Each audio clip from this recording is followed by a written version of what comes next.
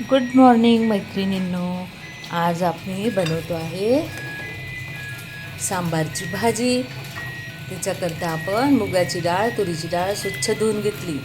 त्याच्यामध्ये गवार आणि चवळी आपण तोडून टाकलेली आहे, गाजर चिरून टाकलेलं आहे, तोंडली चिरून टाकलेली आहेत आणि अजून आपल्याला या भाज्या चिरून घ्यायच्या आहे.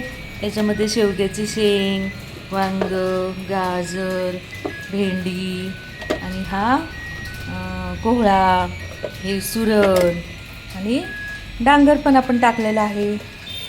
त्याच्यामध्ये हे कंदमूळ असतं, त्याला काय शलगम का काहीतरी म्हणतात, हे पण आपण याच्यात टाकणार आहोत. याला सोलून आणि चिरून, तसंच सुरणाची पाट चिरून आपण याच्यामध्ये टाकणार आहोत. कारण की हा सांबार आपल्या पोटामध्ये जातो, तर आपल्या एवढ्या भाज्या आपण खाल्ल्या तर त्या भाज्या पण आपल्या पोटात जातो आणि म्हणून हा खूप पौष्टिक होतो.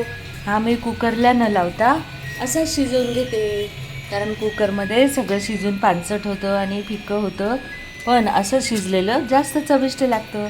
आता आपण याच्यामध्ये मीठ, मिरची, हळद टाकून देणार आहोत, कारण की तेवढंच त्या डाळीमध्ये आणि भाज्यांमध्ये चव उतरणार. आणि मग नंतर आपण फोडणी देणार आहोत सांबार मसाला टाकून, लसूण, आलं, जिरं, खोबरं यांची पेस्ट टाकून आपण मग सांबारची फोडणी करणार आहोत. हे आपलं इडलीचे पीठ आपलं एवढं ऑलरेडी तयार आहे आणि आता हे फुगतं आहे. हे फुगलं का आपण दुपारपर्यंत मग याच्या छान छान सॉफ्ट इडल्या बनवणार आहे.